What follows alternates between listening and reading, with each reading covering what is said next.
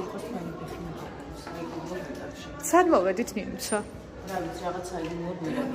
ეს ტრაბულა ვიწრო გვირაბების და გადასასვლელების ქსელი, რომელიც მე-4 საუკუნიდან ჩნდება ლიონში, ხოლო განსაკუთრებით პოპულარული გახდა მე-19 საუკუნიდან. სწორედ ტრაბულების დახმარებით გადაჰქონდათ თავიანთი პროდუქცია აბრეშუმის მწარმოებლებს უსაფრთხოდ ქალაქის ცენტრისკენ.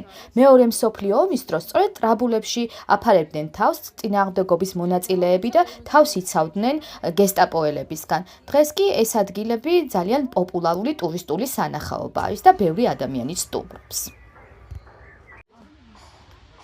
ტრაბულების შემდეგ გეზი ავიღეთ ნოტრ-დამის ეკლესიისკენ, საიდანაც აი ასეთი ულამაზესი ხედი იშლება ქალაქზე, აქედან კი გადავინაცვლეთ კიდევ ერთი საინტერესო სანახაობისკენ. ჩვენ ვიმყოფებით ლიონის გალო-რომანულ ამფითეატრში და ძალიან უცნაური ამბავი არის აქ და ეხლა განახებთ რაშია საქმე. ეს არის თეატრი, ეს ძველი რომანული თეატრი და აი ამ რომანული თეატრის შუაგულში ესეთი ამბავი გვაქვს, ესეთი. დიახ, ეს გახლავთ კლასიკური ანტიკური თეატრი, რომლის მშენებლობა იმპერატორ ოქტავიანე ავგუსტუსის დროს დაიწყო, ხოლო მეორე საუკუნის დასაწყისში იმპერატორ ადრიანეს დროს რეკონსტრუქცია ჩაუტარდა თეატრს, გადიდდა ზომაში უფრო, გახდა დიამეტრში 108 მეტრი და დაახლოებით 10,000-მდე მაყურებელს იტევდა.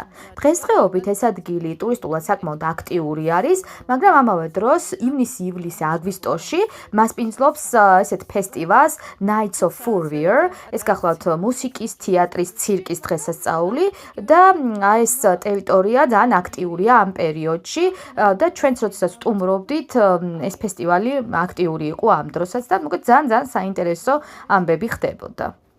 აქედან გადმოვინაცვლეთ ფუნიკულიორის სადგურში და სწორედ ამ ტრანსპორტით დავეშვით ქალაქის ცენტრისკენ. საინტერესო სანახაობა არის, სწორედ ეს არის ის ადგილი, სადაც გარეთ გამოსულ ვაგონს შეგიძლია რომ შეავლო თვალი.